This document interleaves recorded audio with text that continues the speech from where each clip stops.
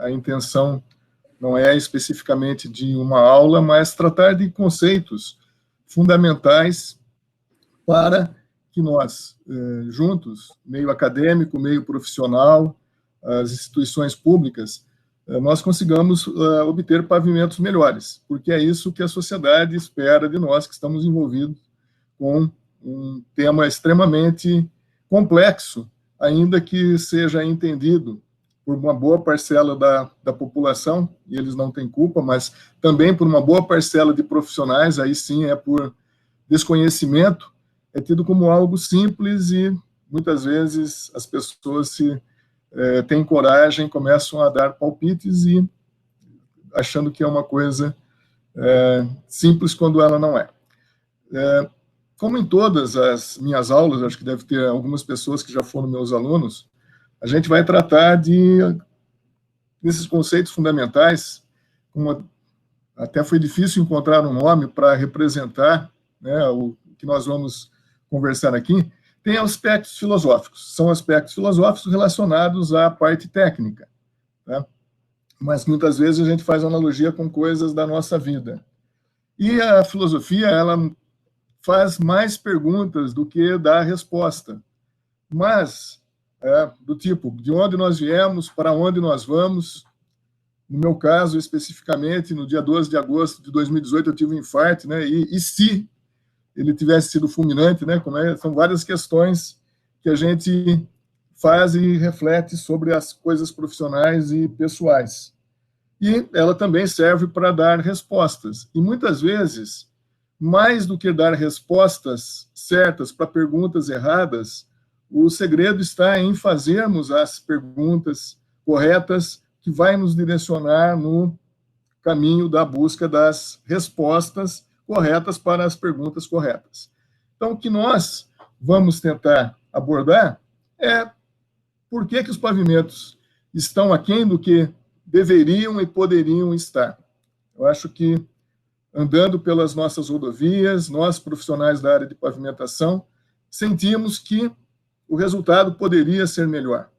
E, dessa forma, essa responsabilidade, a gente precisa se questionar por que eles estão dessa forma, por que eles não atendem corretamente o que se espera para a sociedade que investe nas universidades, nos cursos, nas pesquisas, os órgãos públicos que fazem a contratação das obras, as pessoas que executam.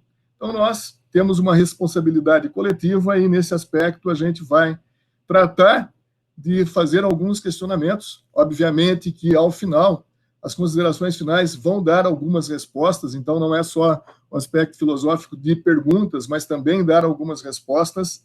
E, nesse sentido, a gente tem aqui um conceito, o dimensionamento de uma estrutura.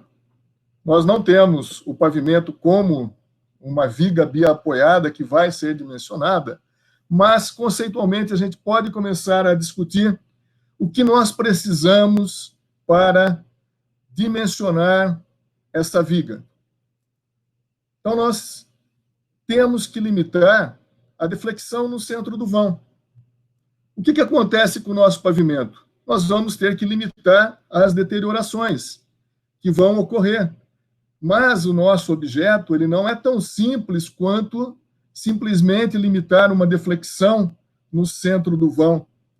Eu preciso definir quais serão os defeitos, quais níveis de deterioração que serão aceitáveis, e daí nós começamos a ver o quão complexo é trazer os conceitos da resistência dos materiais, que acho que todos vocês que estão nessa palestra, ou a grande maioria, já teve ao longo do curso. E é essa a finalidade. Então, como engenheiro, nós precisamos usar os conceitos da resistência dos materiais, mas o que nós precisamos? Precisamos conhecer as cargas que estão atuando. Então, isso vai ser primordial, mas mais do que conhecer as cargas, no caso aqui, a carga aplicada, não é tão simples como na viga, porque nós precisamos conhecer os efeitos, e disso nós vamos tratar.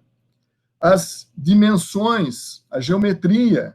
Então, o que acontece? Se eu tenho uma carga aplicada a um determinado vão, como é que eu posso reduzir esses efeitos? Alterando as propriedades, no caso de uma viga, a base e a altura. Mas como que vai acontecer no meu pavimento? Vão ser escolhidos os materiais, representados aqui em propriedade do módulo de elasticidade, no caso do cálculo estrutural, vão ser as propriedades dos materiais. Só que, ao contrário do aço, da madeira, do concreto, os materiais usados em pavimentação são muito mais complexos, de muito mais dificuldade, de muito maior dificuldade para ser caracterizado. Então, o que nós temos é essa equação aqui representando o fenômeno.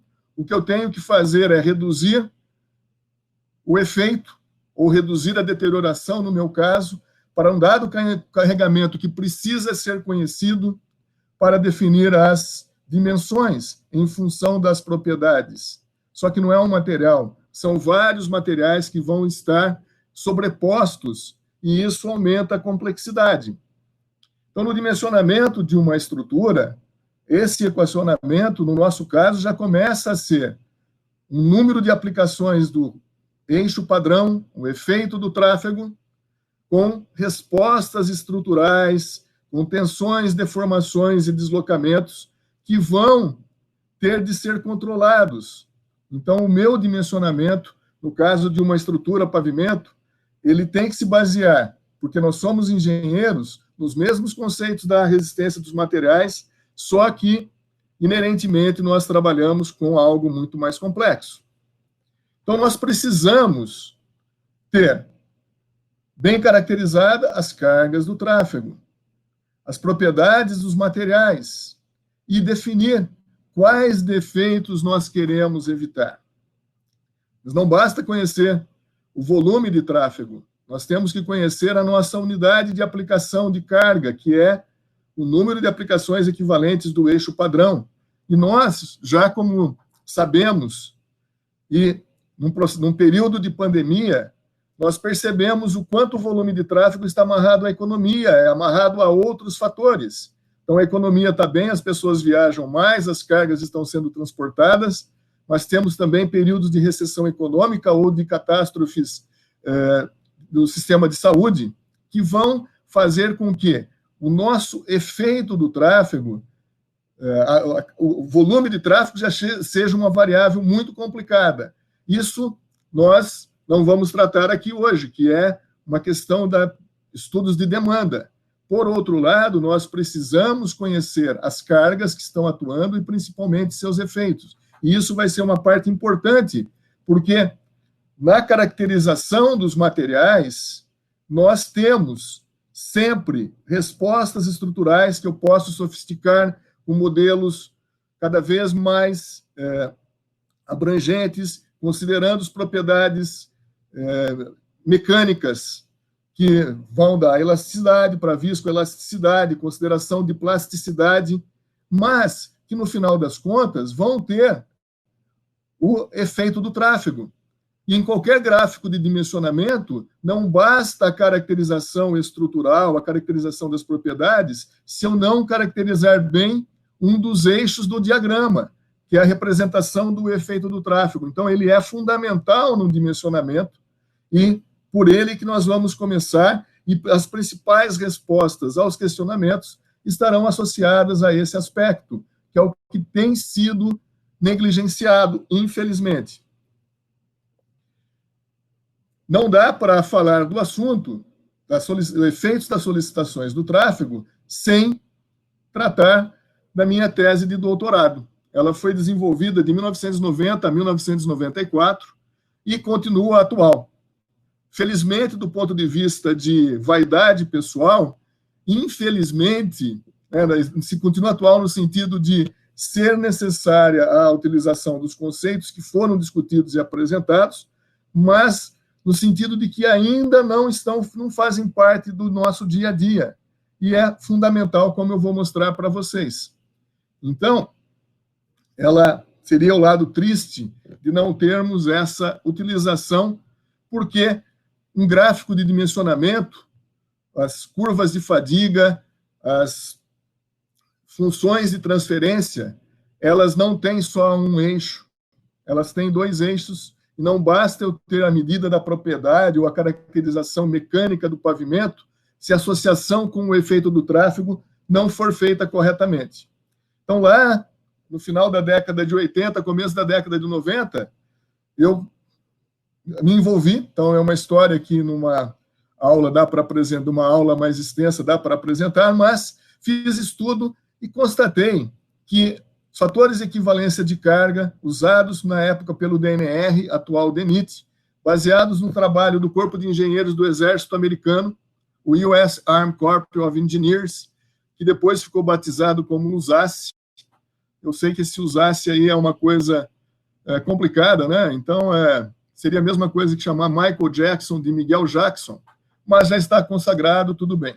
E o método da AASHTO, o método norte-americano.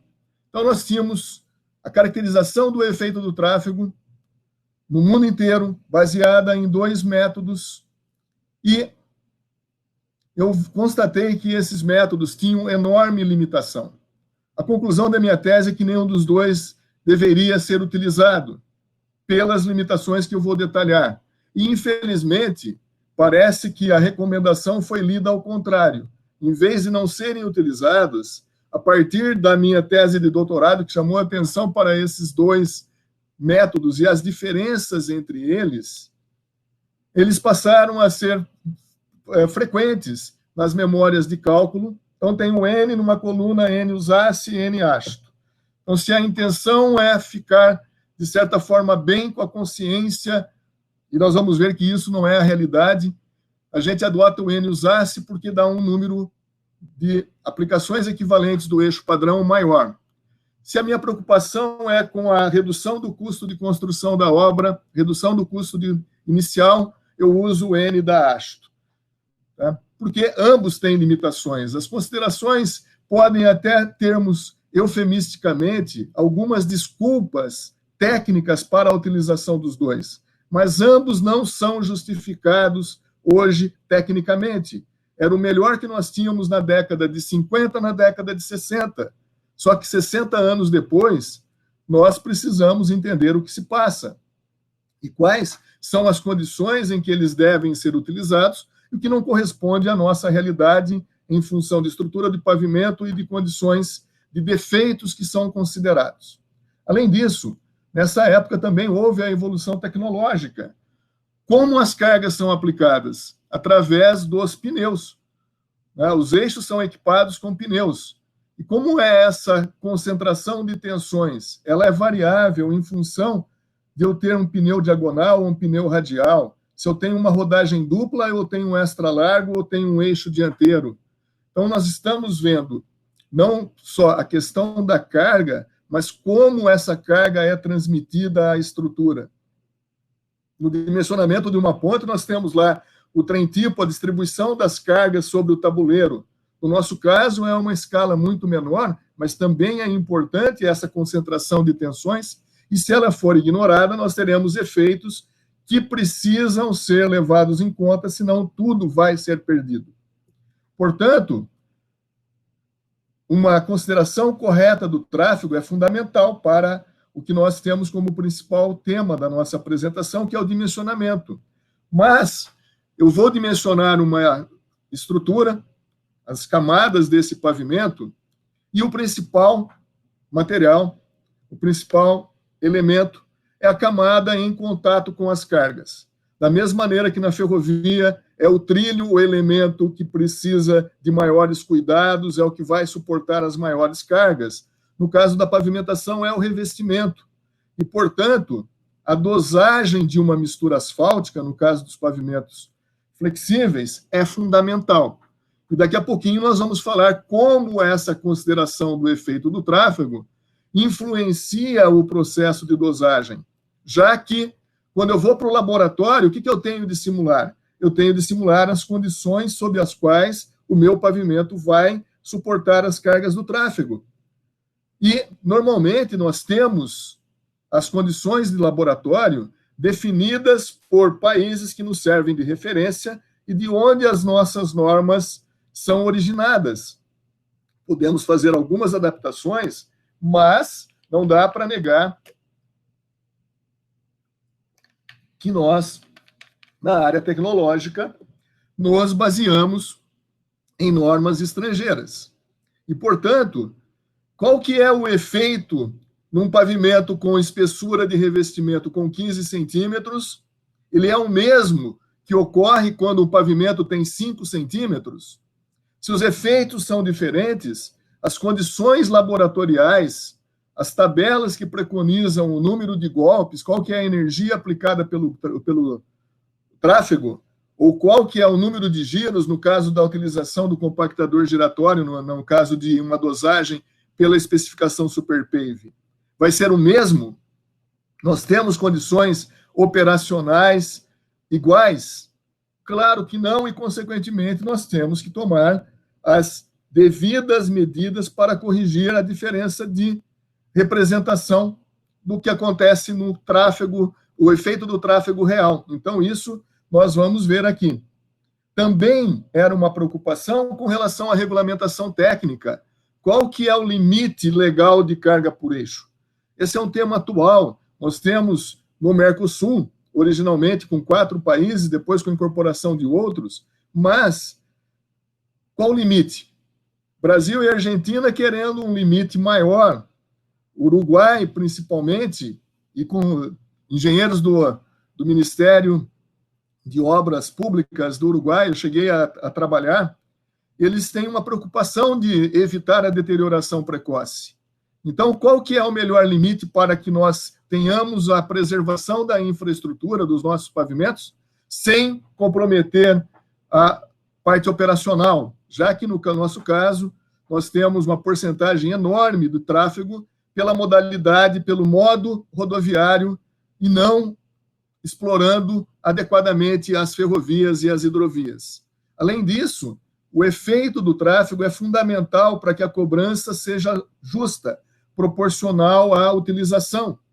Qualquer coisa que nós fazemos, nós podemos pagar eventualmente mais por um determinado produto se ele nos der um retorno adequado. Isso vale para qualquer produto, de uma camisa a um carro, a um pavimento. O conceito é o mesmo, então nós precisamos ter essa boa caracterização do tráfego, não só para dimensionamento, mas com benefícios indiretos que vão fazer a diferença, de uma maneira geral, sobre como a pavimentação cumpre o seu papel de reduzir custos de operação dos veículos, de tráfego, de consumo de combustível, desgaste de pneus, tempo de viagem e tudo que a sociedade espera que nós façamos. Então, quando eu estava iniciando os estudos que motivou a tese de doutorado, aqui nós temos o conceito, né, de fator de equivalência de carga, a diferença entre o N da ASTO e o N do Corpo de Engenheiros, do USACE. Para eixo simples, e o eixo simples vai englobar o eixo dianteiro com rodagem simples, o que é um equívoco, nós vamos mostrar mais tarde. Isso faz com que nas cidades, quando eu coloco o eixo simples, sem considerar o eixo dianteiro, com a concentração de tensões, faz com que o efeito seja da ordem de 10 a 20 vezes maior. O que esse aspecto teórico implica? Implica que o que nós vemos quando uma rua pela qual não passavam ônibus, alguém no departamento de transporte público liga para a Secretaria de Obras, está tudo ok com o pavimento, posso colocar a linha de ônibus passando nessa avenida? Tudo bem, nenhum problema, vai aguentar. Se o efeito do tráfego é 10 vezes maior, o que acontece? Esse aspecto teórico, que já vem de mais de 30 anos sendo apresentado e discutido, mostra o que nós vemos nas nossas cidades. Entra o ônibus 4, 5 meses depois, o pavimento está totalmente deteriorado, porque nós não consideramos adequadamente o efeito. E nisso nós temos as diferenças para tandem duplo, para o tandem triplo. O que vai acontecer? Guardem bem essa diferença, porque ela vai ser quase nada quando eu falar dos outros aspectos. Então, foi feita uma pesquisa em que nós consideramos várias cargas, mas também a pressão de enchimento dos pneus. O que ela influencia? Se eu não considerar a pressão de enchimento dos pneus, eu não estou considerando como a carga está sendo distribuída sobre o pavimento. E isso faz toda a diferença. Se eu tenho uma concentração de tensões, os esforços vão ser muito maiores. Ignorar isso é errar totalmente no eixo que corresponde ao efeito do tráfego. Então, mesmo que todas as minhas considerações estejam corretas em relação às determinações de propriedades, ao meu laboratório, à minha análise estrutural, por mais sofisticada que ela seja, se eu não tenho no eixo correspondente ao efeito do tráfego a consideração dos fatores adequados, eu estou errando.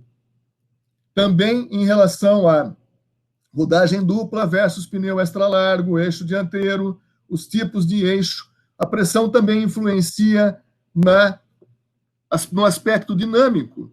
O sistema de suspensão é mola, amortecedor e rigidez do pneu. Então, dependendo dessa rigidez, eu vou ter um efeito dinâmico maior ou menor. E nós sabemos que os nossos pavimentos têm uma condição de irregularidade muito maior do que a dos países que nos servem de referência. Portanto, os esforços, a partir do momento que o pavimento se deteriora, e ele tem se deteriorado precocemente, isso não é novidade para ninguém, o que vai acontecer? Maiores esforços irão atuar no pavimento do que nós estamos considerando.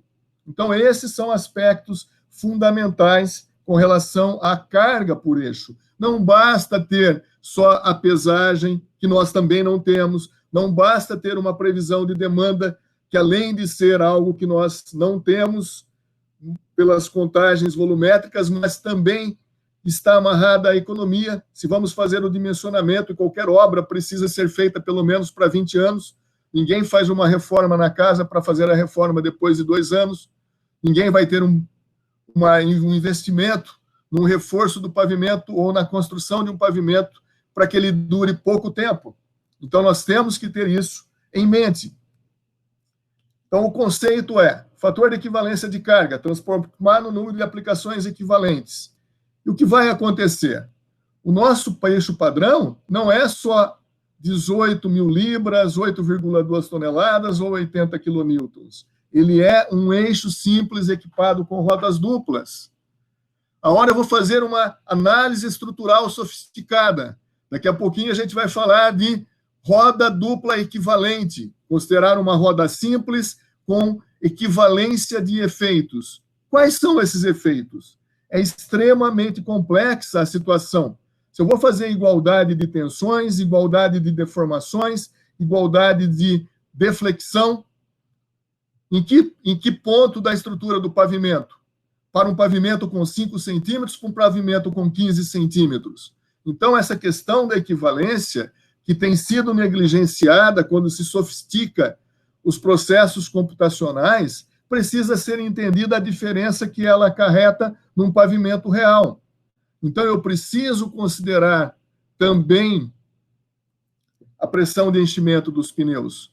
E se nós estamos falando de análises viscoelásticas, a nossa referência é uma velocidade que foi a velocidade aplicada quando do Ash Road Test, que no final da década de 50 proporcionou o guia provisório de dimensionamento de pavimento. Aqui, fazendo um parênteses, pavimento é tão complexo que a AASHTO, mesmo com todas as pesquisas, sempre tratou como interim guide, um guia provisório. Nós falamos método da AASHTO, sobrevalorizando, mas eles mesmos, os norte-americanos, colocam numa perspectiva de algo complexo que precisa ser entendido dessa forma. Então, não é uma limitação nossa, não é uma limitação de pesquisadores brasileiros, mas é uma complexidade inerente ao objeto de estudo que nós temos. Então, nós precisaríamos também considerar essa velocidade, porque vai influenciar o tempo de aplicação de carga para termos essa equivalência. É óbvio que nós vamos ter perfis de velocidades, só que se eu não sei as cargas, não sei a que hora que ele vai passar, não sei a velocidade, como é que fica a questão de sofisticação viscoelástica se eu não tenho essas informações acumuladas no período de 20 anos? Como é que vai ser esse efeito do tráfego? A outra situação é que ele é um fator relativo. Eu tenho diferentes níveis de deterioração. Posso considerar porcentagem de área trincada, considerar afundamento plástico na trilha de roda, condição do pavimento. Não só o tipo de defeito, mas o nível de deterioração. 30% de área trincada, 50%, deformação permanente de 7 milímetros, 12 milímetros, 20 milímetros. Então, dependendo do que eu considerar, a relação dos efeitos vai ser diferente. E isso eu estudei exaustivamente na minha tese de doutorado. Então, quando se fala, nós estamos considerando uma roda simples equivalente, é muito simples. Eu estou considerando uma igualdade de resposta estrutural, só que, dependendo da resposta estrutural que eu considerar, associada ao defeito que eu estou levando em conta, o resultado vai ser totalmente diferente. Muito maior do que a sofisticação para cálculo das propriedades. E se isso não for considerado, a gente vai estar errando muito. Portanto, na sequência, vocês têm conceitualmente o que é o fator de equivalência de carga, o número de aplicações equivalentes do eixo padrão em relação ao eixo com a situação de carregamento que eu estou considerando. Então, se eu tenho para o eixo padrão 1 milhão de aplicações para levar à ruptura, viram lá que depende do tipo de ruptura, depende da resposta estrutural, e numa outra situação de carga, com cargas maiores, ou maior pressão de enchimento, ou maior concentração de esforços com rodagem simples, eu vou precisar de 500 mil aplicações do eixo de referência. Então, meu fator de equivalência de carga vai ser 2. Como eu tenho uma determinada expressão que está associada a respostas estruturais, normalmente como uma potência, por isso que a gente fala potência quarta, mas é a equação de fadiga geralmente dá um expoente de 3 a 6, sendo o número mais frequente 4. Então, é isso que a gente normalmente usa para representar o efeito de uma carga por eixo. Então, se eu tenho 10 toneladas, eu vou colocar 12, 20% a mais, o efeito é aproximadamente 12 dividido por 10, 1,2 elevado à quarta potência. Então, é uma aproximação para sensibilizar qual que é o efeito do tráfego no pavimento. E, conceitualmente, nós temos aqui a relação de respostas estruturais elevada a um expoente. O que nós vamos fazer? Considerar os defeitos. Quais são os defeitos estruturais importantes? Trincas por fadiga e acúmulo de deformação permanente na trilha de roda. Também temos, em função da evolução tecnológica dos pneus, uma concentração de tensões na extremidade do pneu e tensões cisalhantes e também normais, que vão fazer com que trincas não só sejam consideradas, do ponto de vista estrutural, se propagando de baixo para cima, com a consideração de deformações horizontais e tração na fibra inferior do revestimento, mas também trincas se propagando de cima para baixo, algo que só mais recentemente, esse mais recentemente é coisa de 20 anos, passou a ser considerado nas análises estruturais. Passamos a ter métodos de cálculo que permitem a consideração do top-down cracking. Aqui, eu vou apresentar um estudo com pavimentos típicos do Distrito Federal. Então, foi feita uma análise estrutural, um cálculo de respostas estruturais associadas a trincas por fadiga e deformação permanente, diferentes estruturas em que foi explicitado o tipo de rodagem, se é rodagem simples ou dupla, e a pressão de enchimento dos pneus. Então, é um trabalho estatístico, não dá para se detalhar, mas a diferença entre esse pneu aqui com 140 libras por polegada quadrada, então uma pressão muito maior para que ele possa suportar as cargas que estariam em 2 pneus. Alguns estão mais estreitos, outros mais largos, mas a diferença que nós temos, reparem bem, quando eu tenho eixo simples e a consideração da pressão. Nós temos lá a referência a 80 PSI. Só que os nossos caminhões teriam que trafegar, segundo recomendação do fabricante, com 100 PSI. Só que eles trafegam com 120 ou 130. E qual que é a realidade operacional nossa? se eu coloco mais pressão, é porque eu tenho uma maior carga por eixo. Consequentemente, o efeito... Lembram da diferença de usasse e hasto? Usasse maior que hasto? Vocês acham que estão a favor da segurança quando estão usando usasse em relação a hasto? Tem relação teórica com o que nós vamos usar para essa consideração? Estão vendo aqui? De 2 para quase 20.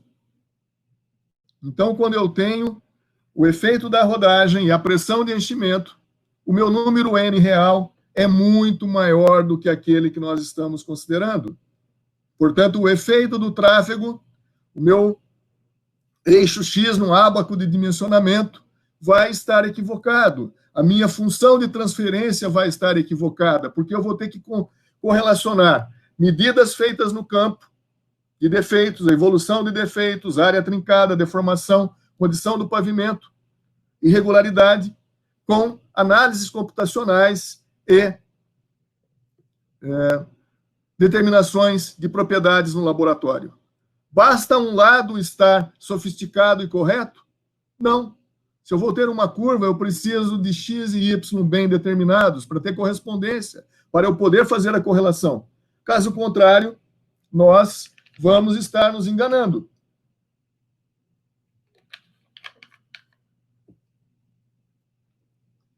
Aqui, no caso de rodagem dupla, também vemos a mesma magnitude de diferença, sendo que, se nós pararmos nos postos de combustível e medirmos a pressão de enchimento dos pneus, nós teremos valores acima de 130 PSI. É a nossa realidade operacional.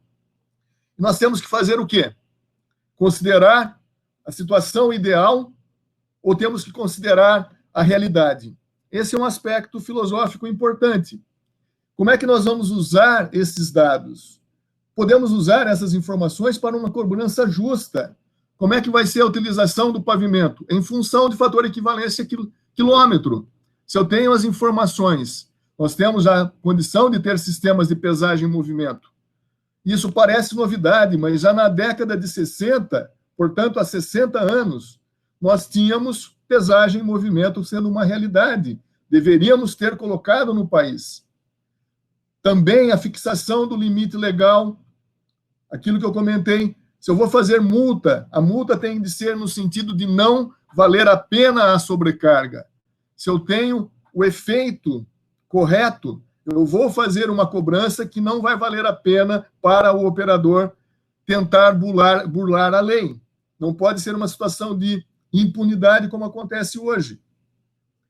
Sistemas de controle de peso fundamentais. Pressão de enchimento tem de ser regulamentada, tem de ser considerada no método de dimensionamento, tem de ser considerada no método de dosagem, como a gente já vai comentar. Senão, o que eu estou fazendo no laboratório em termos do que vai acontecer no campo? Totalmente diferente. Não adianta ter a ilha da fantasia no laboratório e nas análises computacionais se a minha realidade é diferente, e muito diferente. Então, não dá para sermos otimistas e achar que vai dar certo. Senão, a catástrofe que nós observamos nas nossas rodovias, nas nossas vias urbanas, vai fazer com que, em cada churrasco, nós tenhamos que nos confrontar com parentes, amigos, nos questionando o que nós estamos fazendo. A questão da substituição da rodagem dupla por rodagem simples. O princípio de superposição de efeitos é simples, é fácil de ser entendido. Mas quais são os efeitos? Quais são os defeitos que estão correspondendo àquelas respostas estruturais? Isso precisa ser respondido. Essas questões não estão adequadamente respondidas. Pneu extra largo vão deteriorar mais, precisariam ser cobrados de forma diferente. O efeito no pavimento é da ordem de 6 a 8 vezes mais danoso. E eles pagam a mesma coisa. Está correto? Claro que não. Nós estamos subsidiando quem está tendo um benefício operacional, gastando menos com pneu e deteriorando mais a nossa infraestrutura. Isso é fundamental em qualquer país. Com relação à rodagem simples, ter um gráfico para eixo simples, sem se diferenciar se é um eixo dianteiro, se é um eixo, o pneu extra largo ou rodagem dupla, vai levar magnitude de 10 vezes o efeito do tráfego maior do que o real.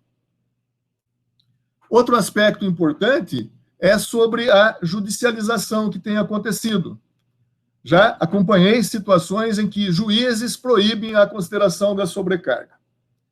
Daí a gente volta à primeira figura que eu apresentei. O que nós aprendemos na aula de resistência dos materiais? Temos que fazer a consideração correta das cargas. O efeito do vento, o efeito da temperatura, as cargas do peso próprio, as cargas eventuais. É isso, é dessa forma que projetamos pontes, viadutos. E na engenharia? Por que nós não vamos considerar as cargas reais? A sobrecarga não é uma realidade? Qualquer criança que olhe um caminhão vai ver a mola arriada e a realidade é a sobrecarga. Se eu não vou considerar corretamente o que a resistência dos materiais me manda e for obedecer a um juiz, o que vai acontecer? Vai dar certo um projeto com premissas equivocadas, premissas do judiciário e não as premissas da resistência dos materiais? Então vai dar sempre errado. E daí vão ser longas brigas judiciais com todo mundo errado ou todo mundo certo. Isso não é possível. E quem paga a conta? A sociedade. Então essas são respostas que nós precisamos dar. Quais são os nossos problemas? A outra coisa é um conhecimento, além da deterioração precoce, que nós vamos falar já dos defeitos, a questão da alocação de custos. Então, temos 2 caminhões com a mesma carga, um com 2 eixos, outro com 6 eixos. Qual deteriora mais o pavimento? Óbvio que o que com 2 eixos eu tenho concentração de cargas. Qual paga mais o pedágio? O veículo B. Se nós não conseguimos dar resposta, resolver isso, por que nós vamos para a estratosfera se não conseguimos cuidar do nosso quintal? Outra coisa, os gastos não são só relacionados aos pavimentos. Isso nós precisamos. Mas por que isso é importante? Porque nossa função como engenheiro é reduzir custos. Termos a estrutura com o melhor pavimento possível, mas não é a qualquer custo. Logo, ela precisa ser justa. Pavimentos, quanto que eles influenciam no custo da modalidade rodoviária? Limpeza de bueiro, limpeza de atendimento médico, limpeza da faixa de domínio, sim, pintura de faixas, placas. Isso tem a ver com cargas por eixo? Não. Nós já vimos que estava errado até no sentido de cobrar mais de quem deteriora menos. Mas nós colocamos todos os custos na proporção como se só o pavimento influenciasse. E se a cobrança não é justa, nós estamos, como engenheiros, sendo subvalorizados. Então, tem influência direta na nossa profissão. Com relação aos esforços dinâmicos, dependentes da velocidade, da condição do pavimento, da irregularidade, que no nosso caso é muito maior, o que vai acontecer? Então, vários estudos que eu orientei mostram isso. Se o pavimento está em boas condições, independentemente da velocidade, o efeito vai ser quase que constante. Mas o que acontece quando a irregularidade aumenta? E muitas vezes nós estamos aqui em cima. O efeito vai ser muito maior. Consequentemente, a deterioração vai ser maior. Eu estou levando em conta isso na hora de representar o efeito do tráfego? Infelizmente, não. Então, nós temos, em termos de estrutura do pavimento, condição de irregularidade semelhante, condição semelhante à que prevalece nos países que nos servem de referência. Quando eu vou fazer a dosagem pelo método Superpave, tem lá um número N, o número de giros que eu tenho que fazer a compactação. O nosso número N calculado é igual ao que foi determinado por uma estrutura de pavimento com 20 centímetros de revestimento asfáltico e uma irregularidade de IRI igual a 2? É isso que nós temos? Consequentemente, as nossas funções de transferência, a nossa representação do que acontece com o campo, com o que nós estamos calculando, vai ser totalmente defasada. Podemos ignorar efeito da pressão e tipo de rodagem? Não. Então, o que vai acontecer num gráfico de dimensionamento? Se eu estou representando o efeito do tráfego, por mais que eu tenha sofisticação no eixo Y, eu vou errar redondamente. Então, eu preciso partir desse aspecto para que meu número de ciclos ou o efeito do tráfego esteja correto. Não basta eu tratar bem dos aspectos de laboratório e de respostas estruturais. Tomada de decisão. Onde vai estar o meu ponto? No vermelho, no azul ou no verde? Se eu não estou representando adequadamente. Então, independentemente da minha variável dependente, seja a deflexão, aspecto estrutural, funcional, eu vou tomar decisões equivocadas. Com relação, então, o que eu tenho que evitar? Voltando à primeira parte, os defeitos. Deformação permanente nas trilhas de roda é uma das coisas que eu preciso evitar. De que forma? Na previsão do que vai acontecer de deformação permanente com o número N. Percebam que é um defeito que nos estágios iniciais avança muito mais, depois vai diminuindo. Por quê? Porque em termos de condição de misturas asfálticas, quanto mais rígida, menos é a deformação permanente, menor é a deformação permanente. Consequentemente, é um defeito crítico nos estágios iniciais e que vai tendo, com o passar do tempo, com o envelhecimento, ele vai ser ruim para trincas por fadiga, mas vai ser pior, vai ser menos ruim em termos de deformação permanente. Temos consolidação, efeito em toda a estrutura do pavimento. O que prevalece? A figura da esquerda ou a figura da direita? No caso brasileiro, nenhuma dúvida de que o problema principal está aqui. Por quê? Nós temos subleito, na média do país, muito mais resistente do que nos outros países. Nós temos materiais utilizados, solos com óxido de ferro e alumínio, que são muito mais resistentes dos solos tropicais. Temos uma condição de clima favorável, a nossa evapotranspiração é maior, consequentemente, a umidade de equilíbrio é abaixo da umidade ótima. Do ponto de vista de resistência, é um efeito muito benéfico. E o que vai acontecer? Se o problema é aqui, como que aquela informação do efeito do tráfego vai influenciar para que eu não tenha deformação permanente e exudação? Algo que faz os engenheiros de concessionárias, principalmente, que são maiores volumes de tráfego, revestimentos asfálticos mais espessos, a dosagem é um problema, e daí ficam procurando coisas miraculosas. E o que acontece? Nós temos tabelas que vão dar o número de giros para fazer a dosagem no caso do Superpave. Só que, vamos voltar a quase 100 anos atrás. 1930, Proctor, colocando curva de compactação de solo, energia normal, energia intermediária, energia modificada. O que acontece? Se eu aumento a energia, eu tenho um deslocamento para a esquerda do teor ótimo e um aumento da densificação. O que é essa densificação? O que é essa situação? É diminuição de volume. Consequentemente, afundamento plástico, onde o tráfego que eu imagino aqui está aqui em cima.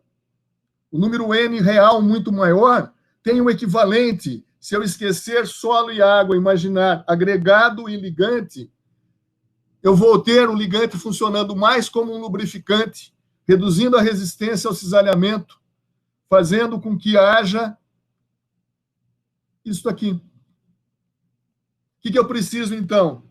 Fazer no laboratório um ajuste, de tal maneira que aquele número N real, que é maior do que eu estou preconizando, seja corrigido. Isso foi uma tese de doutorado que eu orientei. Então, qual que seria a faixa adequada? Então, dependendo da estrutura do pavimento, e aqui é um estudo conceitual, mas que deveria ser feito em cada projeto para fazer o ajuste, eu vou ter uma faixa muito maior se o pavimento é estruturalmente mais fraco, porque se ele é estruturalmente mais fraco, o efeito do tráfego, o mesmo número N, vai ser maior. As tensões e deformações vão ser maiores, e é isso que eu tenho que levar em conta na hora de fazer a dosagem. Consequentemente, eu preciso fazer esse ajuste. Tem nas notas de aula 2 pavimentos com diferenças maiores.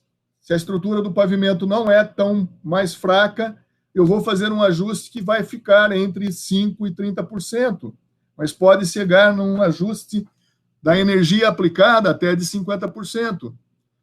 Ah, vai ter problema com o nosso agregado? Não, o nosso agregado é resistente.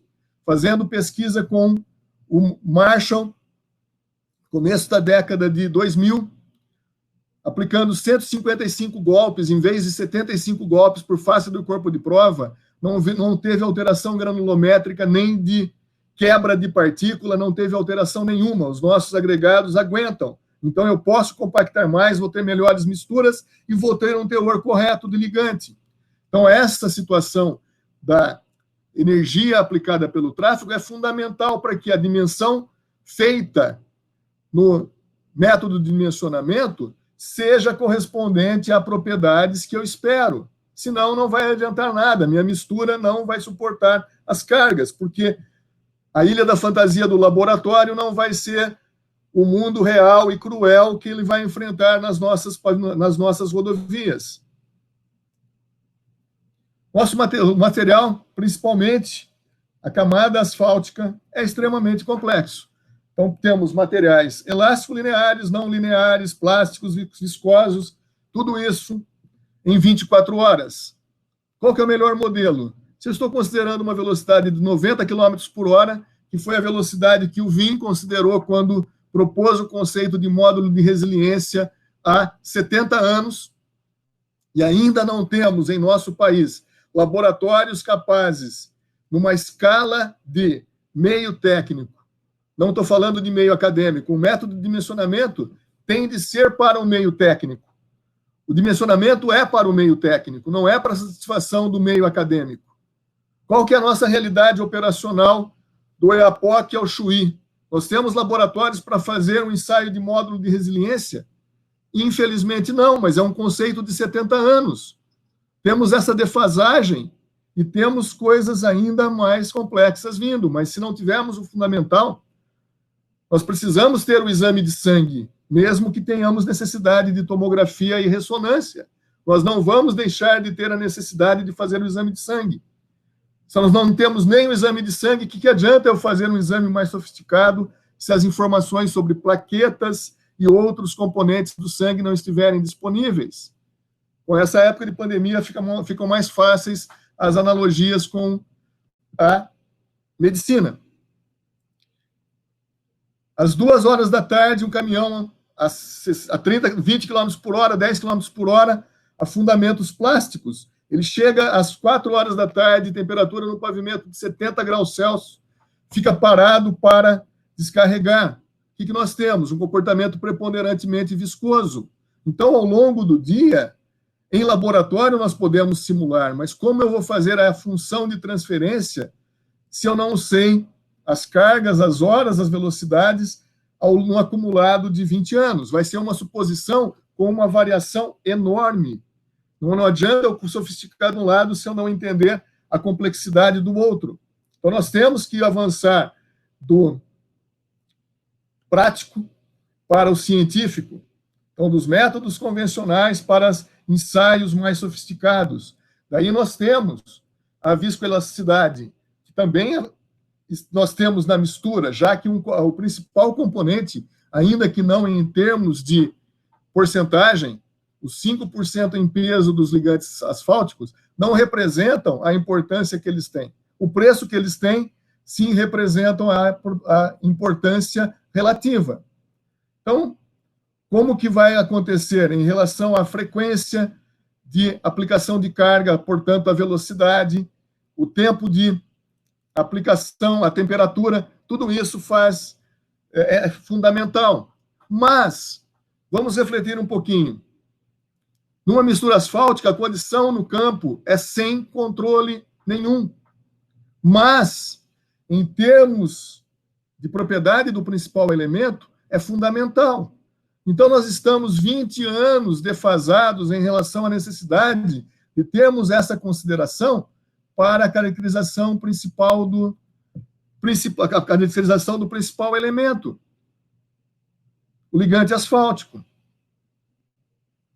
Uma analogia importante é com a genética. A genética, ela é importantíssima para a prevenção de doenças, para a solução de certas doenças, até mesmo na gestação podemos ter interferência e resolver alguns problemas. Só que ela não diz quando a pessoa vai morrer, porque nós temos bala perdida, temos fome, temos pandemia, temos vários fatores não controlados. Então, nós precisamos da genética, mas ela não nos condiciona, porque existem muitos fatores complicados. Isso, pensem, é o mesmo que nós temos em relação à caracterização do ligante, que cada carreta deveria ter o ligante bem caracterizado. Nós ainda estamos classificando por penetração com um conjunto de ensaios que mantém o nível dos produtos mais importantes aqui embaixo. E nós estamos sobrevalorizando essas análises como sendo capazes de prever quando a pessoa vai morrer com a genética. Totalmente favorável à genética, mas nós precisamos entender as limitações. Então, esses conceitos que nós temos de ensaios que valem para uma mistura asfáltica, como é tratado na especificação SuperPave, também valem para as misturas.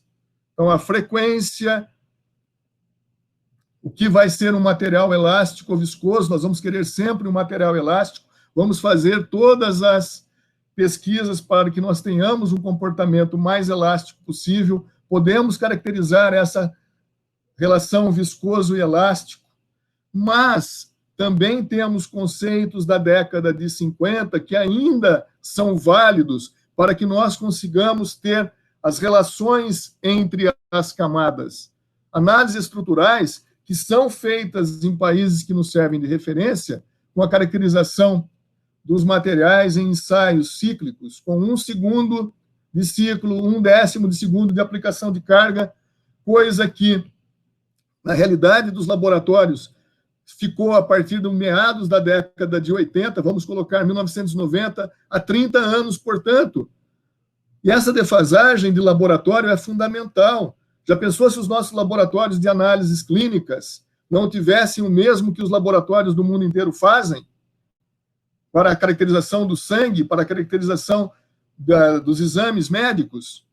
Por que nós não temos o mesmo na engenharia?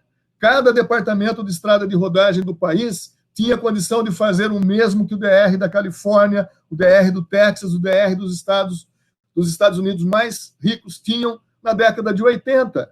E nós não temos mais laboratório. Dá para fazer medicina sem laboratório? Não.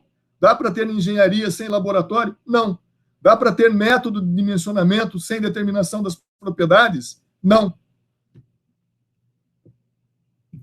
Portanto, essa caracterização, ela é fundamental como ponto de transição para se evitar os outros problemas, que são as trincas. O que acontece? Vários departamentos de estradas de rodagem, o Texas, por exemplo, em 2019, para um volume de tráfego de 3 vezes 10 a sétima, que para nós não é nada, nosso número N, a gente já está falando de 10 à oitava, e o real vai ser quase 5 vezes 10 à oitava, para 3 vezes 10 à sétima, eles estão falando de pavimento perpétuo.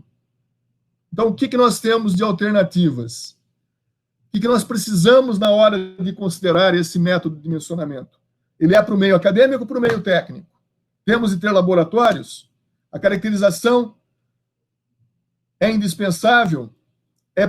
O que é mais indispensável possível está sendo feito? Não. Então, nós temos passos a serem dados. Para quê? Para responder o que eu coloquei na segunda transparência, para termos pavimentos melhores, não ficarmos aquém. Então, qual que é a resposta? Qual que é o grande problema? que eu tenho de resolver? Fazer a pergunta correta para termos a resposta correta. Então, nosso dimensionamento é: vai cair o pavimento, como cai uma ponte, um edifício? Não. Nós podemos usar conceitos de gerência para analisar se eu não posso fazer esse pavimento, se eu faço esse, o que vai acontecer? Se eu tenho que adiar a intervenção, o que vai acontecer? O meu reforço vai ser um recapeamento ou vai ter fresagem e recomposição? Por que isso? Porque eu preciso respeitar o orçamento. Eu não tenho orçamento indefinido. E a minha estrutura tem particularidades, os defeitos são diferentes.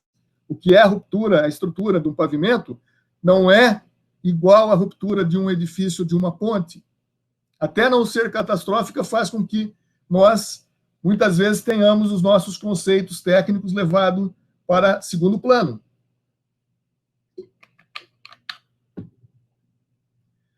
E o que acontece?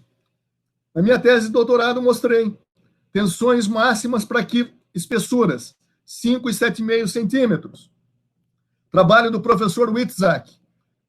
Tensões máximas, 5 a 7,5 centímetros. Vila de fadiga mínima, 5 a 7,5 centímetros. E olha que ele está falando de 50 centímetros, já que está em polegada, de espessura de revestimento. A partir de 20, 25 centímetros, você tem uma horizontal. Está levando em conta o módulo desse material. E quais são as espessuras que nós mais temos nos nossos pavimentos? 5 a 7,5 centímetros. O que os países que servem de referência, como a Alemanha, têm de camadas estruturais? Nada sofisticado, mas 34, 30, 26 centímetros de camadas asfálticas. Morei 6 meses em Viena, não sei nada de alemão, mas dá para saber que é asfalto, asfalto, asfalto.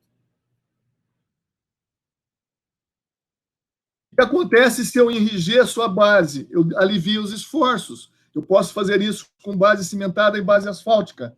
Para fazer isso, eu preciso de método sofisticado. Qualquer coisa simples de resistência dos materiais nos leva a conclusões importantes. Ah, mas vamos falar da Alemanha, dos Estados Unidos. Aqui tem um trabalho da Venezuela, para baixo volume de tráfego, 2 vezes 10 a sexta. Qual que é a espessura do revestimento asfáltico? 12 centímetros. Nós perdemos de 7-1 para a Alemanha, mas estamos perdendo de 12 a 5 para a Venezuela. E daí nós colocamos como se só o custo de construção fosse importante. Limitação de camada asfáltica, não pode passar de 15 centímetros, sendo que com o pavimento perpétuo nós temos, vamos colocar, 7,5 mais 15 mais 7,5, um pacote de alta qualidade com quase 30 centímetros de revestimento de estrutura asfáltica. Será que esses países estão jogando dinheiro fora? Ou entenderam que há uma diminuição de esforços quando eu aumento a espessura? E isso eu não preciso, para a tomada de decisão correta, ir muito longe. Qual que é o problema? São as funções de transferência, a correspondência do laboratório e campo, laboratório e análise computacional com o campo. E isso leva tempo. Nós temos problemas, sim, muito sérios. Agora vamos passar nos próximos 5 minutos. Eu tinha 1 hora, mais ou menos 15 minutos. Como é que a gente pode resolver o problema? Especificações de desempenho. O que eu quero não é estrutura do pavimento, eu não posso engessar. O que eu quero é o meu desempenho. Como cliente, eu quero isso aqui. Eu vou pagar isso. Se tiver aquém, penalização. Se estiver além, bônus. Como é que as nossas especificações estão tratando a situação hoje? Nivelar por baixo, grau de compactação mínimo, volume de vazios, tudo nivelado por baixo. Se eu nivelo por baixo, o que acontece? tanto faz um bom profissional quanto um mau profissional, porque se eu tenho um bom profissional, ele vai, com o mesmo dinheiro, dar bônus, vai ser valorizado. Então, isso engessa toda a nossa indústria da pavimentação. Atrapalha a pesquisa, que não é valorizada, atrapalha as melhores empresas sendo niveladas com as piores, e o meio técnico, o órgão público, vai receber o quê? Menos do que ele poderia receber, muitas vezes vindo para cá com a penalização, mas essa penalização também não existe, porque se eu estou errando em várias premissas, na briga judicial, todos vão estar errados ou todos vão estar certos, ninguém vai ser diferente de ninguém. Perceberam? Então, como nós podemos melhorar o processo com todo mundo ganhando? É óbvio que eu preciso de transição, mas a experiência internacional, desde a década de 60, a França, o estado do Kentucky, que não é dos mais avançados, tem. Então, nós também temos condição de ter. Nós podemos sofisticar nesse aspecto gerencial, não apenas laboratorial. Eu não estou sendo contra, mas eu acho que até para valorizar a sofisticação que nós estamos fazendo em laboratório, em análises computacionais, até para valorizar nós precisamos ter a correspondência, porque senão só esse aspecto vai dar errado, e daí nós vamos entender o quê?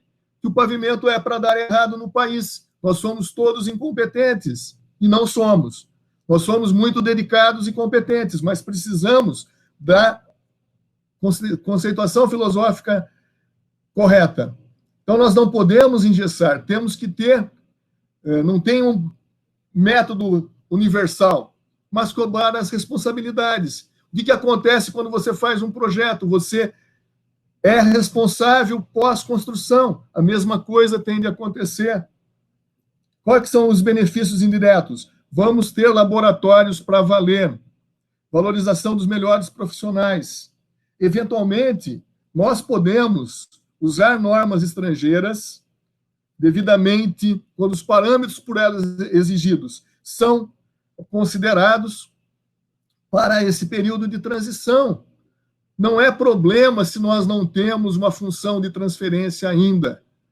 Recentemente, numa apresentação, foi mostrado quanto que é complexo, quanto que ainda nós temos a fazer. Mas não é culpa nossa, é da complexidade do nosso objeto. Então, falar que nós não temos não significa que nós somos incompetentes, muito pelo contrário. Mas não podemos sobrevalorizar, porque senão a decepção vai ser muito grande.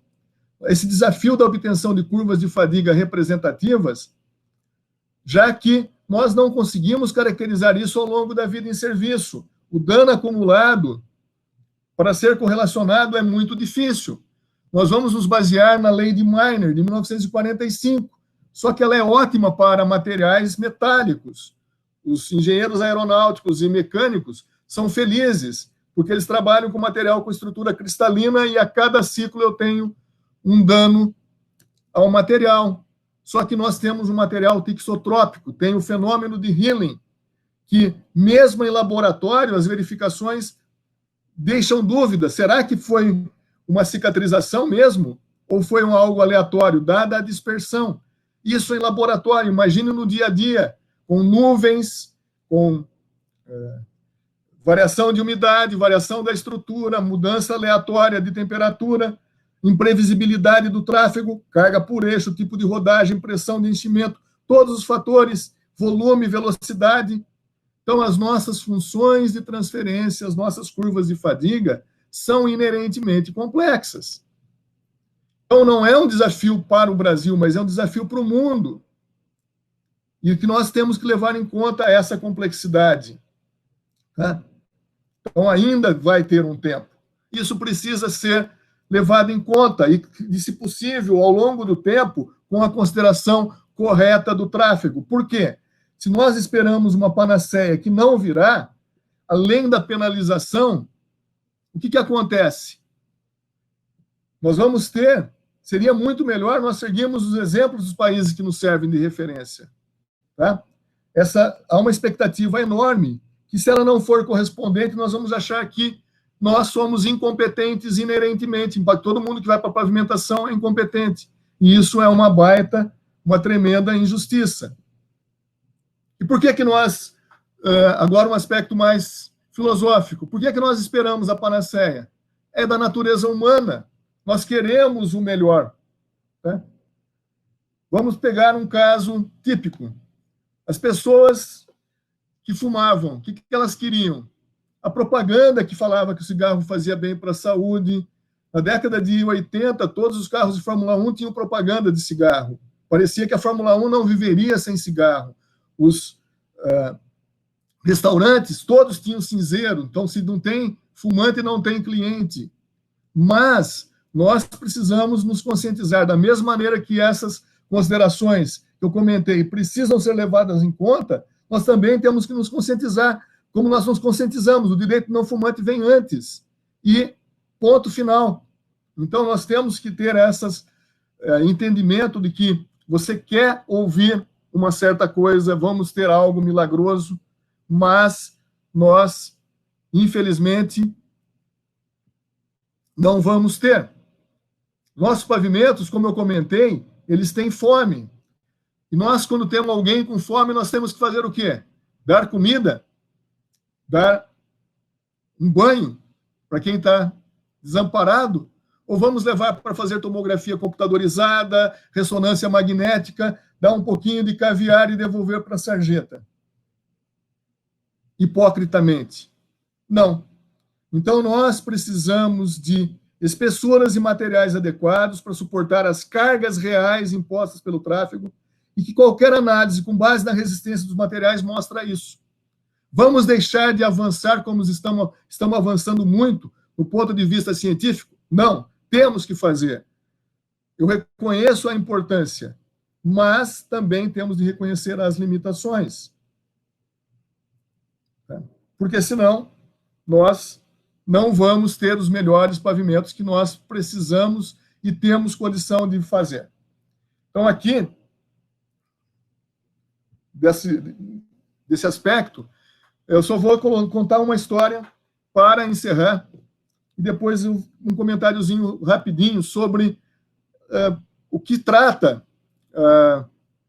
de certa forma, os 3 cursos, que são complementares, né, que vão abordar detalhadamente esses aspectos que foram trazidos para cá mais para uma inquietação, para que vocês, de fato, se conscientizem, porque se você imagine, tem um método que prevê 1 milímetro de deformação permanente, depois de 20 anos, se 6 meses depois você já tem 5 centímetros, vai ter um juiz, vai ter um promotor que vai chegar e falar, olha, se o método previu isso, você é o culpado. Perceberam como a gente tem implicações práticas nas brigas judiciais? Quem tem o melhor advogado vai levar. Quem muitas vezes fez tudo correto, se o método está falando que era para ser 1 milímetro, vamos acreditar que é uma panaceia, vai ser 1 milímetro. Então, nós temos implicações que envolvem carreiras profissionais, envolve multas, envolve muita coisa que não pode ser ignorado. Né? Agora, a história que eu vou contar me marcou muito. Eu, em 1991, estava começando a trabalhar com o tema da minha tese de doutorado, que é o efeito do tráfego, e fui assistir uma palestra de um professor francês, Paul Autré. Ele foi convidado do DR de São Paulo para fazer uma palestra sobre o efeito do tráfego no pavimento.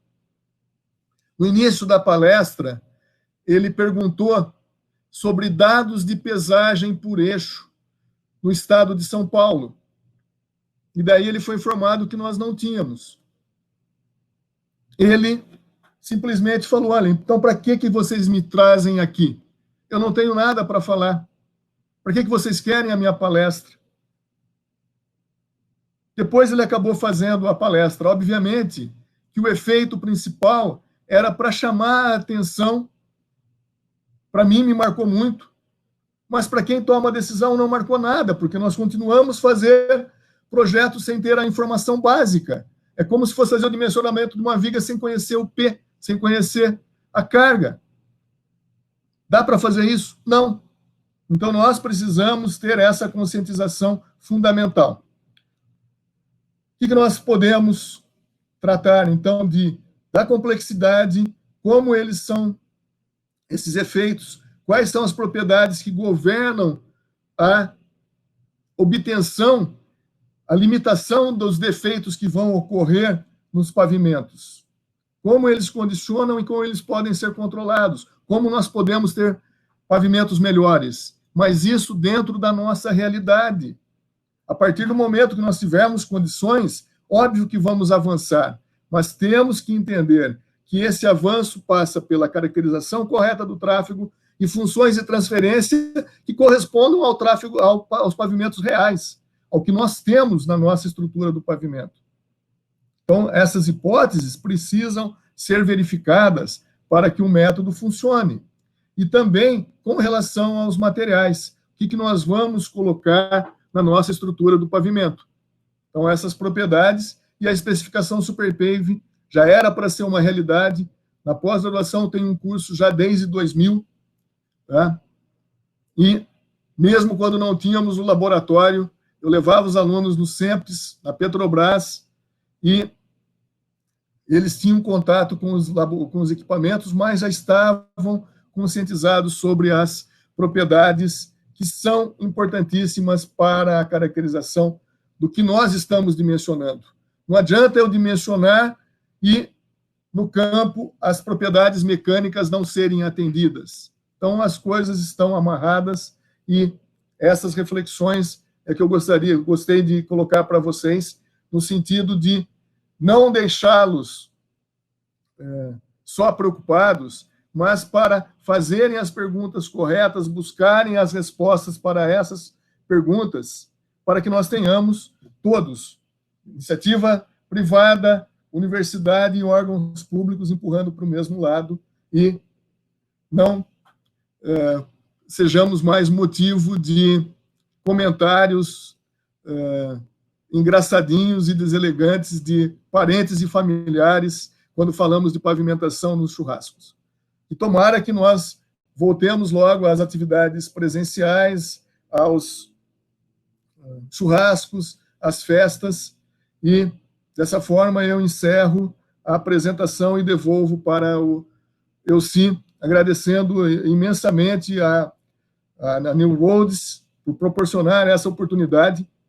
Todo professor é um pouco pregador, né, sem a conta bancária dos líderes religiosos, mas tendo o mesmo intuito, né, não de chamar a atenção para os problemas porque gosto de problemas, não, porque eles são fundamentais, os questionamentos são fundamentais para a evolução. Gostando ou não, é assim que funciona, infelizmente. Precisamos ter o papel do advogado do diabo, dos questionamentos para a evolução. Faz parte do papel da universidade e é com essa finalidade que eu fiz a apresentação e tenho norteado a minha vida acadêmica. Boa noite e obrigado. E depois a gente vai conversar aí com as perguntas. Pessoal, então eu vou passar agora as perguntas, tá, Leomar? Eu selecionei algumas aqui na sequência, eu vou fazer as primeiras, eu sei que você anotou essas últimas quando eu voltei a liberar o chat, você imagina essa quantidade de informação chegando o tempo todo. Peço desculpa se eu pulei alguma também, mas, enfim, acaba que nem teremos tempo de ver todas, mas vamos lá. Leomar, vamos marcar mais ou menos uns 30 minutos também, tá, pessoal? Como eu falei, tem demais, tem muitas perguntas. A pergunta do Norberto Germano Saraiva, tá? Leomar, pode-se aplicar a carga externa dos pneumáticos na forma dinâmica, transferência das cargas na forma dinâmica? A pergunta, né, do Norberto se seria sobre a avaliação dinâmica das cargas do pneumático, tá? O conceito da carga dinâmica equivale ao ciclo de carga. Não, desculpa. O conceito de carga dinâmica equivalente ao ciclo de carga não seria mais adequado? Olha, é uma situação complexa, que o que a gente está colocando é que ignorar o efeito já causa complicações na hora de fazer a função de transferência, que é fundamental para o dimensionamento. Então, nós teríamos que avançar com a inclusão das considerações. No caso, de forma mais simplificada, dependendo da característica do veículo, do sistema de suspensão e da irregularidade, com o perfil de velocidade, nós definimos um fator de equivalência de carga dinâmico. Então, seria um fator multiplicador que daria uma magnitude de majoração do efeito do tráfego e, consequentemente, facilitaria o ajuste das condições das análises de laboratório e computacionais com o efeito do tráfego num pavimento real. Tá? Mas ainda não se tem não é só no Brasil, acho que em nível mundial, um método, uma regra única. Tá? Então, eu acho que o principal é o entendimento do conceito da importância. Tá? A operacionalização ainda tem propostas e que, dependendo da condição de irregularidade, você vai ter um efeito maior ou menor. Então, se nós conseguirmos ter pavimentos melhores, a nossa referência aumentar com o passar do tempo, nós vamos cada vez menos precisar de métodos sofisticados. Viram o exemplo da Alemanha? Eles conseguem pavimentos ótimos fazendo uso de um ábaco, de uma tabela, sem nenhuma continha. Por quê? Porque todo o dever de casa anterior é feito. Então, essa é uma situação. O nosso objetivo não é cada vez mais métodos sofisticados, é ter pavimentos cada vez melhores. Se eu tenho pavimentos cada vez melhores, a simplificação vai ocorrer naturalmente. Então, esse é o paradoxo, né? O colega Carlos Malavasi, ele pergunta, doutor Leomar, a pavimentação de vias públicas é muito diferente de uma rodovia? O tema da minha tese de livre-docência foi gerência de pavimentos urbanos. Então, nós temos, muitas vezes, os mesmos materiais, mas as características do tráfego são diferentes. Nós temos uma porcentagem grande de vias locais, em que as cargas aplicadas pelo tráfego são pequenas, mas temos vias arteriais e coletoras, em que o efeito do tráfego é grande, mas, por ser área urbana, não se valoriza tanto. Então, nós não temos as avaliações estruturais que devem preceder o dimensionamento de reforço. Então, no aspecto gerencial, nós temos a avaliação da irregularidade, que é fundamental numa rodovia, não é importante na área urbana. Então, na questão do que eu vou fazer, o que eu vou avaliar, como é que eu vou tomar a decisão, essa diferença é crucial. Em termos de cuidados construtivos, de materiais utilizados, ou mesmo com relação ao dimensionamento, os níveis de carregamento vão ser diferentes, mas os conceitos são os mesmos. No aspecto gerencial, a diferença é muito grande. Tá? Do ponto de vista estrutural, os conceitos são aplicáveis igualmente. Ok. Leomar, do Edris Dimbo, qual é o melhor método de achar o eixo de carga? Nós temos que ter as pesagens e temos que ter a estrutura, né? Dependendo do nível de solicitação, nós vamos ter estruturas e, em relação às estruturas de referência, nós vamos ter que calcular os efeitos. Então, eu preciso ter um perfil de pressão de enchimento, as características de rodagem simples, rodagem dupla, tandem duplo, tandem triplo, tudo isso, não só em termos de um fator de equivalência de carga do USASSE, mas entendendo que a igualdade de tensões a 33 centímetros de profundidade não vai representar o efeito do tráfego, por exemplo, numa camada com 5 centímetros de revestimento. Se eu tenho uma concentração de tensões, vai ser muito diferente do que pegar um fator de equivalência de carga como o do USASSE. Então, o que nós mostramos é que ele é dependente da estrutura, do tipo de defeito que vai condicionar, o que eu estou preocupado em evitar, e que essa relação do dano não é uma coisa universal, não é um número N, um número o π, uma verdade absoluta. Ele é relativo. Certo. Professor Fabrício Moreira, qual o percentual do efeito na deflexão dos pavimentos da pressão de enchimento dos pneus? Ele é bem menos significativo do que ocorre em termos de deformação horizontal de tração, que condiciona a deformação permanente, o acúmulo de deformação permanente, trincas por fadiga. Então, a concentração de tensões ela vai influenciar, a pressão de enchimento vai influenciar muito mais aparecimento e propagação de trincas por fadiga do que a deformação permanente. E a deformação permanente, ela tem o controle, normalmente, pelos métodos tradicionais, em termos de deformação vertical de compressão no topo do subleito. Se eu pegar o efeito na deformação vertical de compressão no topo do subleito, o efeito vai ser muito parecido em termos de deflexão. Portanto, ao controlar a deflexão, eu estou controlando muitas vezes mais a questão da deformação permanente do que a trinca por fadiga. É óbvio que eu faço um ensaio de avaliação estrutural, tenho as propriedades, vou fazer uma análise estrutural e analisar em termos de deformação horizontal de tração com os módulos retroanalisados é uma coisa. Agora, pegar o valor absoluto da deflexão, isso é uma coisa que precisa ser repensada. O valor da deflexão, se eu tenho duas estruturas iguais, maior deflexão significa um pavimento pior. Pavimentos diferentes, o valor absoluto da deflexão pode não significar nada, por isso estabelecer limites, independentemente da estrutura, independente do laboratório, independente da quantificação das propriedades de fato, porque eu posso ter uma borracha bem flexível que não vai romper a fadiga, tendo uma deflexão enorme sobre o carregamento, só que ela tem propriedades adequadas e não vai ter problema.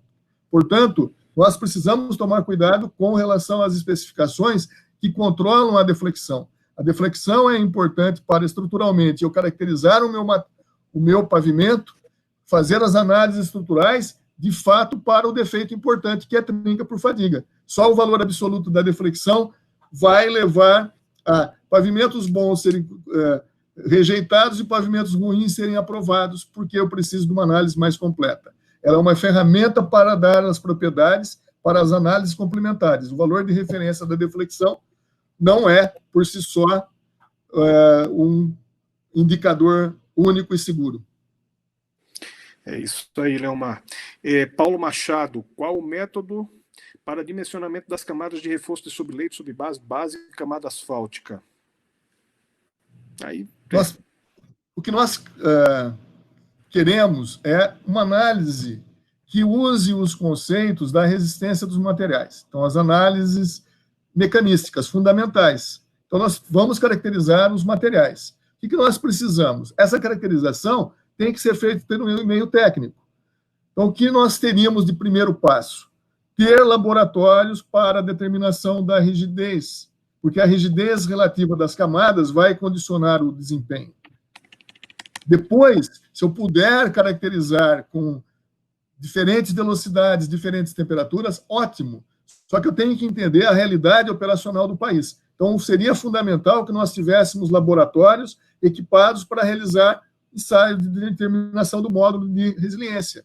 Então, sabendo o estado de tensão, eu conseguiria determinar propriedades mecânicas de materiais granulares, de solos, de materiais asfálticos, de materiais tratados com cimento, e também fazer pesquisas para verificar tipos de aditivos, teores de aditivos, de tal maneira que a propriedade que eu considerar na hora da análise estrutural vai ser, de fato, obtida no campo. Senão, faz de conta um método sofisticado de cálculo e a realidade das obras, e daí o resultado vai ser, como a gente tem obtido, catastrófico. Eu vou fazer a pergunta do Luiz Felipe Gomes da Silva, Leomar, e emendar ela com a de alguns outros colegas que pedem também para comentar sobre o Medina. Mas, enfim, ele deixa aqui qual o método que o senhor acha mais conveniente e atualizado para a nossa realidade brasileira. O método do extinto DNR, ali o Murilo Lopes, né? Ainda convém, enfim, como é que entra o método da resiliência? Aí eu já estou emendando a pergunta dele, tá? E o Medina nesse cenário, professor. Vamos lá. O método do engenheiro Murilo Lopes de Souza foi genial para a década de 60, certo? Então, nós temos que imaginar a ciência e também o conhecimento tecnológico como um avanço. Tem uma frase do Einstein que diz que ele chegou mais longe porque ele estava sobre os ombros de um gigante chamado Newton. Ou seja, a genialidade do Einstein não impede que nós reconhecemos todo o mérito do Newton. Então, mas tem um avanço. Da mesma maneira que a gente está falando do Super Pave substituindo o Marshall foi genial. Assim como o Newton foi genial, e depois nós temos a evolução natural. E essa evolução, ela tem de ser, não pode ser abrupta. Porque nós temos que imaginar pessoas que têm um conhecimento técnico, têm sucesso profissional, baseado numa determinada realidade. Se eu chegar e falar, ó, tudo que você fez não serve para nada, é um absurdo. Você vai ter uma maior rejeição, vai ser uma situação de até ingratidão pela experiência acumulada e não vai servir para que nós tenhamos como se fosse um revezamento, a passagem do bastão do método do Murilo para o que nós temos aí de análises mecanísticas. Só que para fazer análise mecanística nós precisamos do laboratório. Na década de 60 até a década de 80 nós tínhamos laboratórios equipados. Hoje nós não temos para fazer os ensaios necessários. E o que acontece?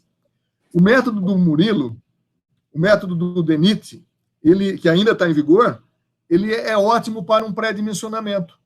Para a proteção do subleito, ele é genial. Então, se eu usar como um pré-dimensionamento, eu faço a transição. Onde vai estar o problema? Na camada asfáltica, na espessura da camada asfáltica e também na dosagem dessa camada asfáltica.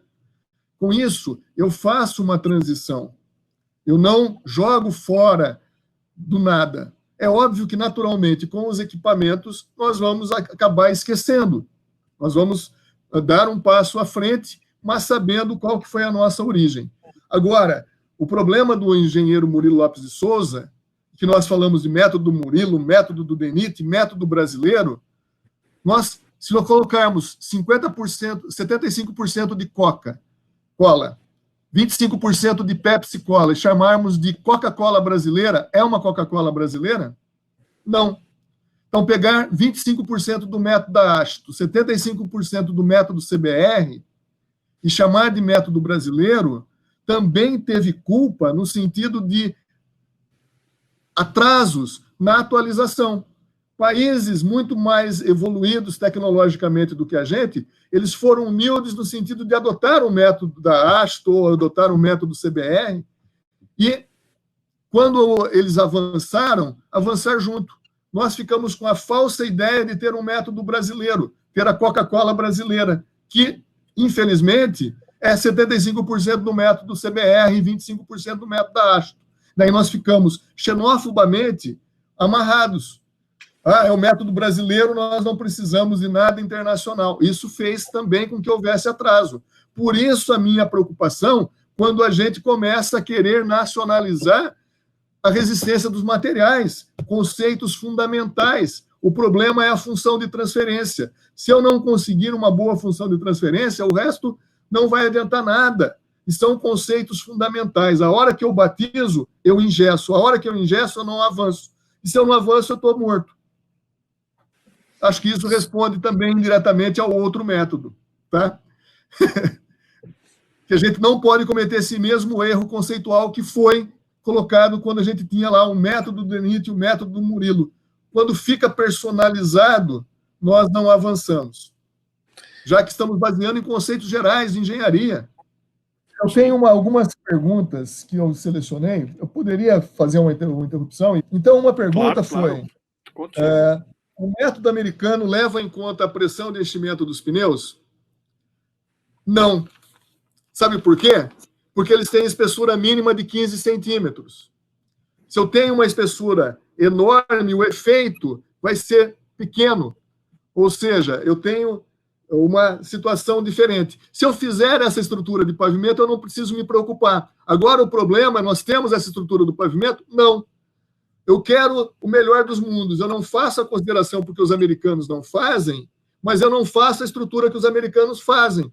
A espessura mínima deles é 15 centímetros. Qual que é a espessura máxima que a gente está colocando? 15 centímetros. Percebeu a diferença? Então, é claro a razão de não se considerar. Por isso que é preciso, no momento de transição, até nós entendermos que redução de custo não é só redução do custo de construção, muito pelo contrário, eu preciso reduzir o custo ao longo da vida em serviço. Se eu faço uma estrutura comprovadamente incapaz de suportar as cargas do tráfego, que vai ter ruptura antes dos 20 anos, antes dos 10 anos, no mínimo, de vida em serviço, eu estou jogando dinheiro fora. Isso não tem nenhuma dúvida. Se eu estou comprovadamente jogando dinheiro fora, é o fim da picada. A outra pergunta é como é que se faz para resgatar a engenharia. Eu não anotei o nome, infelizmente. Especificação de desempenho. Ela é fundamental, porque se eu tenho especificação de desempenho, eu tenho responsabilidade. Se eu tenho responsabilidade, eu vou precisar de engenheiros. Vai fazer diferença o bom engenheiro, o bom pesquisador, o bom profissional do órgão público, porque o desempenho vai ser cobrado. Então, esse é o ponto deflagrador da mudança, do resgate da engenharia. Muito obrigado.